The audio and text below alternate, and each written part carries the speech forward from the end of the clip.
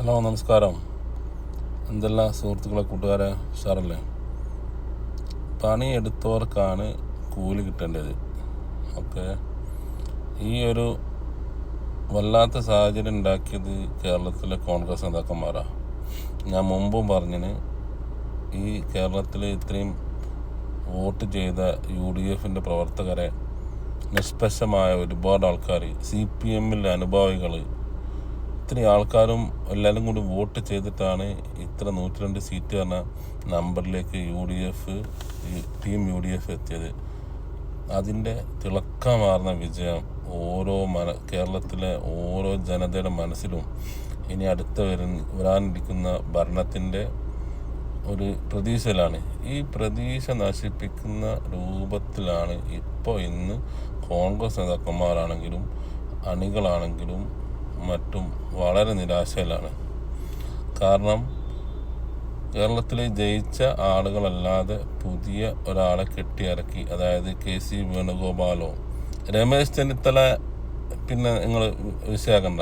അദ്ദേഹം എന്നും അങ്ങനെ തന്നെയാണ്. അധികാരം കടിച്ചു തൂങ്ങുന്ന ഒരു രാഷ്ട്രീയക്കാരാണ് ഈ രമേശ് ചെന്നിത്തല. പിന്നെ കഴിഞ്ഞ ഉമ്മൻചാണ്ടി സർക്കാരിൻ്റെ കാലത്ത് ആഭ്യന്തരം പിടിച്ചു വാങ്ങി, ആഭ്യന്തരം ഉമ്മൻചാണ്ടിനെ വളരെ പ്രതിരോധത്തിലാക്കിയ ഒരു ആഭ്യന്തരമന്ത്രിയാണ് ഈ രമേശ് ചെന്നിത്തല. പിന്നെ പ്രതിപക്ഷത്ത് 5 വർഷം ഇരുന്ന് പിണറായിക്ക് വീണ്ടും തുടർഭരണം ഉണ്ടാക്കി കൊടുത്ത് ഒന്നും ചെയ്യാതെ അങ്ങോട്ടും ഇങ്ങോട്ടും വെറുതെ വാചകക്കാസ് നടത്തി ഫേസ്ബുക്കിൽ പോസ്റ്റ് ഇട്ടൊന്നും ഒരു പാർട്ടിനെ രണ്ടാമത് റീബിൽഡ് ചെയ്യാൻ കഴിയില്ല. അതിന് VD സതീശൻ എന്ന വ്യക്തമായ ദിശാബോധമുള്ള ഒരു നേതാവിനെ കൊണ്ടേ കഴിയുള്ളൂ. അതാണ് സംഭവിച്ചത്.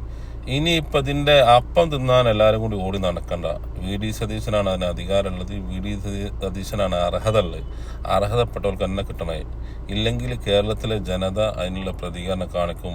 കോൺഗ്രസ് ഇപ്പോൾ ഇന്ത്യയിലെ എല്ലാ ഭാഗത്തും നശിക്കാൻ കാരണം ഇത്തരം അധികാരമോഹം കൊണ്ട് നിറഞ്ഞാടിയ കുറേ ആൾക്കാരെ കൊണ്ടാണ്.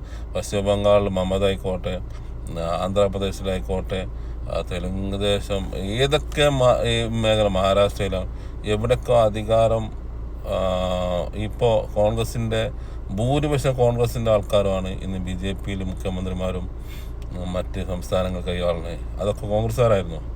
ഇതൊക്കെ കോൺഗ്രസ്സിന് മാനേജ് ചെയ്യാൻ പറ്റാത്തതുകൊണ്ടും അതിലൂടെ അത് കോൺഗ്രസിൻ്റെ നേതാക്കന്മാരെ മനസ്സിലായി. ഇനിയിപ്പോൾ ഇവരിൽ പല ആൾക്കാരും ഇനി BJP പോകും, വരാൻ പറ്റില്ല. ഇതൊക്കെ സ്വാഭാവികമാണ് ഇവിടെ സംഭവിക്കുന്നത്.